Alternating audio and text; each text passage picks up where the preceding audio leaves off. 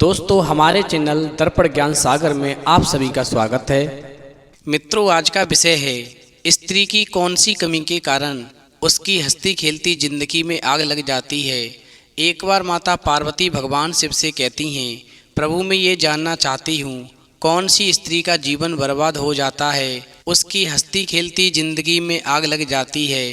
फिर भगवान शिव कहते हैं, पार्वती मैं तुम्हें एक छोटी सी कहानी सुनाता हूँ, फिर तुम्हारी समझ में सब ठीक से आ जाएगा कि कौन सी स्त्री का जीवन पूरी तरह से बर्बाद हो जाता है और उसके जीवन में कभी सुख नहीं रहता।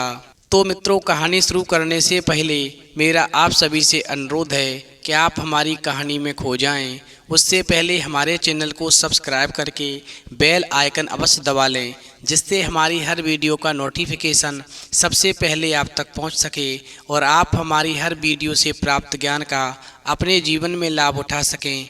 तो आइए कहानी शुरू करते हैं। भगवान शिव कहते हैं, पार्वती प्राचीन समय की बात है। एक बार एक आदमी कहीं जा रहा था तो उसे रास्ते में दो सांप लड़ते हुए मिल गए।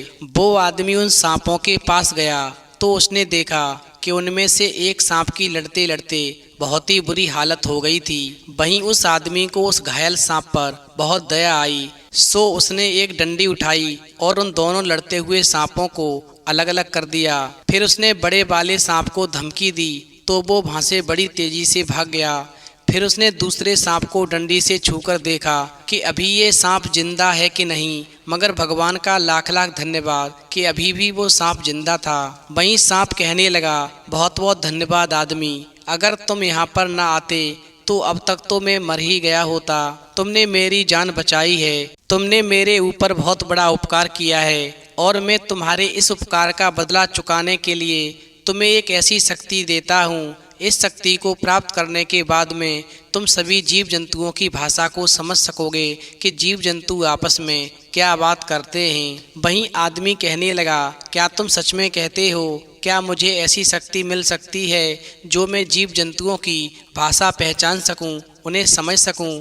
तो सांप कहने लगा, हाँ बिल्कुल, तुम वो सब जान सकोगे जो मच्छर, चूहा और गाय आदि जानवर बात करेंगे। पर इतना ध्यान रखना, ये बात तुम किसी से मत कहना। यदि ये बात तुमने कभी किसी को बताई तो उसी समय तुम्हारी मृत्यु हो जाएगी। भगवान शिव कहते हैं, पार्वती इस प्रकार ऐसी शक्ति पाकर के वो आदमी बहुत खुश हो गया। इस प्रकार दोनों ने एक दूसरे को प्यार से विदा कहा और अपने अपने रास्ते चले गए। वहीं शाम होने से पहले उस आदमी ने अपने सारे दरवाजे और खिड़कियां बंद कर लिए और सोने के लिए बिस्तर पर लेट गया।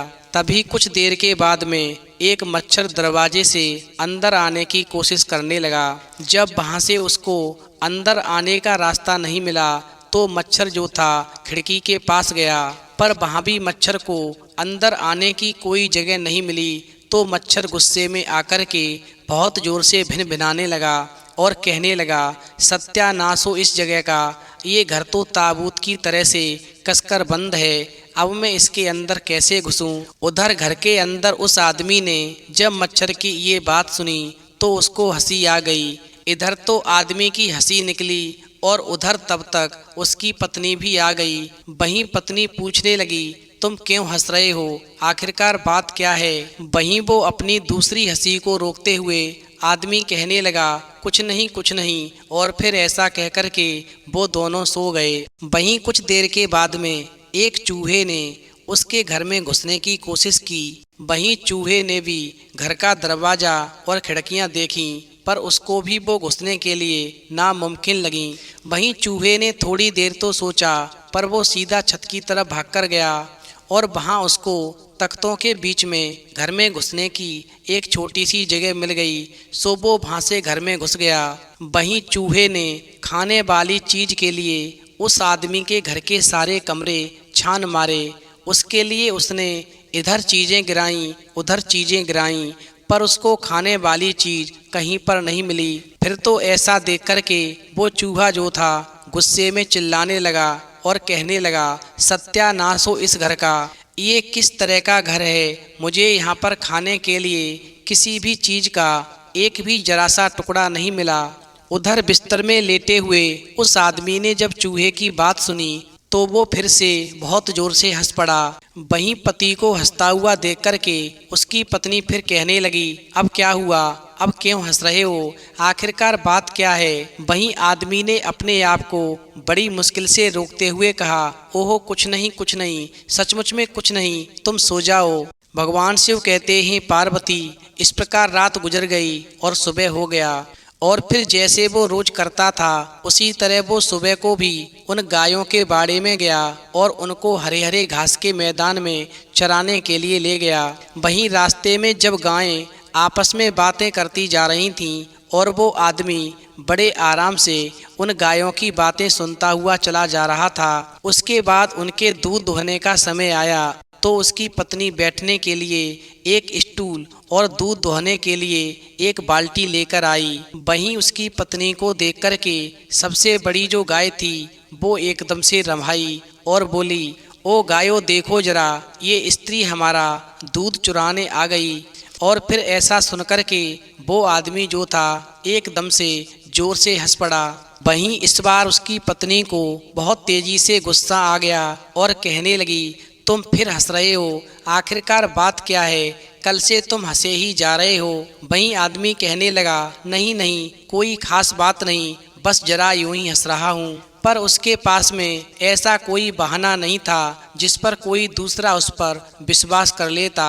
उसी समय गाय ने फिर से रवाना शुरू कर दिया, नहीं, आज नहीं, आज मैं अपना दूध अपने बछड़े के लिए रखना चाहती हूँ। और गाय ऐसा बोलते हुए उसकी पत्नी से दूर हट गई और उसने अपना दूध नहीं दोहने दिया। वहीं वो आदमी जो था गाय की बात को फिर से समझ गया और एकदम से फिर से जोर से हंसने लगा। वहीं इस बार उसकी पत्नी से रुका नहीं गया और कहने लगी, तुम क्या सोचते हो कि तुम किसका मजाक उड़ा रहे हो। वहीं उस आदमी ने फिर से अपनी पत्नी को शांत किया और कहा, ओहो मेरी प्यारी पत्नी, किसी का नहीं, मैं किसी का मजाक नहीं उड़ा रहा, तुम तो यूं ही बस जरा सी बात पर नाराज हो रही हो। वहीं पत्नी कहने लगी, कल से तुम एक बेवकूफ़ की तरह से मेरे साथ बर्ताव कर रहे हो। और इस प्रकार गुस्सा करते हुए वो स्त्री जो थी अपना स्टूल और बाल्टी लेकर के घर के अंदर चली गई। वहीं शाम को जब स्त्री फिर से गायों को दोहने के लिए आई तो वो बहुत थोड़ा दूध ही दोह पाई कि वो अपने पति से बोली, देखना ये गायें मुझे दूध ही नहीं दोहने दे रहीं। वहीं गाय कहने लगी, क्या तुम ये दूध मेरे बछड़े को पिलाने के लिए लेकर जा रही हो। फिर तो ऐसा सुनकर के वो आदमी हंसते हंसते दोहराई हो गया, एकदम से लोटपोट हो गया। वहीं अपने पति को इतना तेजी से हंसता हुआ देख कर के वो पत्नी कहने लगी, ये क्या कोई हंसने की बात है, मैं तो तुमसे कह रही हूँ कि ये गाय मुझे दूध नहीं दोहने दे रही हैं और तुम इतनी तेजी से हंस रहे हो। अब मैं समझ गई तुम मेरा मजाक बना रहे हो, तुम मेरी बिल्कुल भी परवाह नहीं करते।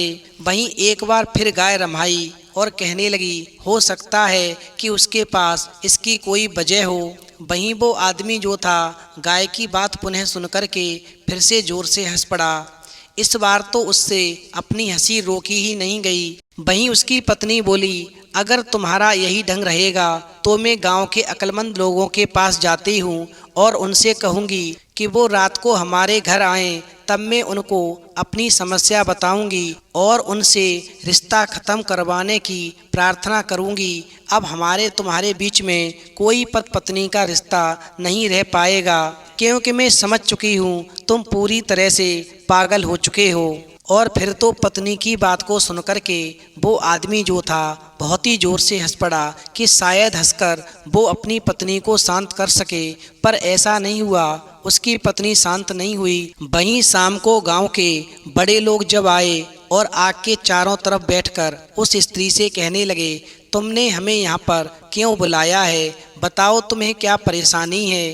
तो वो स्त्री कहने लगी, अरे गांव वालों, मेरा पति मेरे ऊपर बिना किसी वजह के हंसता रहता है। हम सोने जाते हैं तब भी हंसता है, जब वो जानवर चराने लेकर जाता है तब भी हंसता है, जब मैं दूध धोती हूँ तब भी हंसता है। मुझे ये सब अच्छा नहीं लगता कि इस तरह से मेरा कोई मजाक बनाए, फिर चाहे वो मेरा पति ही क्यों ना हो। वहीं बड़े लोगों ने एक दूसरे की तरफ देखा और हाँ में सिर हिलाया कि हाँ, ये स्त्री कह तो ठीक ही रही है। और फिर उन्होंने उसके पति से पूछा, क्यों भाई, क्या बात है, हमें बताओ, तुम अपनी पत्नी पर हर समय क्यों हंसते रहते हो। वहीं वो आदमी बोला, नहीं, मैं अपनी पत्नी पर नहीं हंसता। तो वो गांव वाले कहने लगे, यदि तुम अपनी पत्नी पर नहीं हंसते तो फिर तुम किस पर हंसते हो। वहीं वो आदमी कहने लगा, मुझे ये बताने की इजाज़त नहीं है। यदि मैं तुम्हें ये राज की बात बताऊंगा कि मुझे हंसी क्यों आती है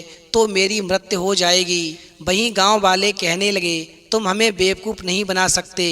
ये क्या बात हुई कि मुझे ये बताने की इजाज़त नहीं है, और इसमें न बताने की इजाज़त की क्या बात है। बताओ, तुम किस पर हंसते हो। वहीं वो व्यक्ति कहने लगा, अगर मैं थोड़े में कहूँ तो मैं जानवरों पर हंसता हूँ, अपनी पत्नी पर नहीं। वहीं उसकी पत्नी कहने लगी, तुम अपने हंसने का मुझे जल्दी से राज बताओ। यदि तुम्हारी मृत्यु होती है तो हो जाए, मगर मैं राज जानकर रहूँगी। वहीं वो व्यक्ति कहने लगा कि मैं वो राज नहीं बता सकता, चाहे कुछ भी हो जाए। इस पर उन बड़े आदमियों ने फिर एक दूसरे की तरफ देखा और ना में सिर हिलाया। मामला बिल्कुल साफ था कि वो आदमी पागल हो गया था। इसके बाद में वो सभी गांव वाले वहां से एक दूसरे के कमरे में चले गए। उसके बाद वे सब वापस लौटे और बोले, ओ स्त्री, आज से तुम आज़ाद हो। तुमको आज से इस आदमी से अलग किया जाता है, क्योंकि तुम्हारा पति अब पागल हो गया है। क्योंकि कहीं कोई राज की बात बताने से क्या कोई मर जाता है। वहीं जब उस स्त्री ने देखा कि अब मेरे पति के साथ में कोई रिश्ता नहीं रहा, दोनों के जीवन का रिश्ता टूट चुका है, तो पत्नी ऐसा सुनकर के एकदम से रोने लगी। वहीं पति ने उसे फिर से टालम टोल करके समझाना शुरू किया, अब रोने से क्या फ़ायदा, जो होना था सो हो गया। मैंने तुमसे पहले ही मना किया था कि जिद मत करो। जो स्त्री किसी काम की जिद करती है तो उसकी हंसती खेलती जिंदगी में आग लग जाती है। भगवान शिव कहते हैं, पार्वती, इस तरह से उन दोनों की शादी खत्म हो गई। गांव के लोगों ने उस दुखी जोड़े से सहानुभूति प्रकट की। वहीं वो व्यक्ति मन में सोचने लगा, अब मेरी पत्नी मुझसे अलग हो गई, अब मैं किसके लिए जीऊँगा। चलो आज मैं इसे बता ही देता हूँ कि मेरे हंसने का आखिरकार राज क्या था। फिर वो व्यक्ति बोला, एक बार मैंने एक सांप की जान बचाई तो सांप ने मुझे एक वरदान दिया कि मुझे सभी जीव जंतुओं की भाषा समझ आ जाएगी, और यदि ये राज मैंने किसी और को बताया तो उसी पल मेरी मृत्यु हो जाएगी। बस इस प्रकार कभी मैं मच्छर की बातों को सुनकर हंसता तो कभी गाय की बातों को सुनकर हंसता, कभी चूहे की बात को सुनकर हंसता, और तुम यही सोचती कि मैं तुम्हारी मजाक उड़ा रहा हूँ। भगवान शिव कहते हैं, पार्वती, इस प्रकार व्यक्ति के इतना कहते ही उसकी मृत्यु हो गई, और उसकी पत्नी जो थी सर पटक पटक कर रोती रही। उसने अपने जीवन में स्वयं आग लगा ली, मात्र एक जिद की खातिर। इसलिए स्त्री को सुखपूर्वक जीवन यापन करने के लिए कभी अपने पति से किसी भी काम की जिद नहीं करनी चाहिए। वहीं कहानी सुनने के बाद में माता पार्वती कहती हैं, प्रभु, आज की कहानी सुनकर के मेरा मन प्रफुल्लित हो गया। मैं भी आपसे कभी कभी जिद कर बैठती हूँ, आज से मैं भी कभी आपसे जिद नहीं करूँगी। तो मित्रों, यदि आपको कहानी पसंद आई हो तो प्लीज़ आप हमारे चैनल को सब्सक्राइब करें और भगवान शिव और पार्वती के लिए एक लाइक करना बिल्कुल न भूलें।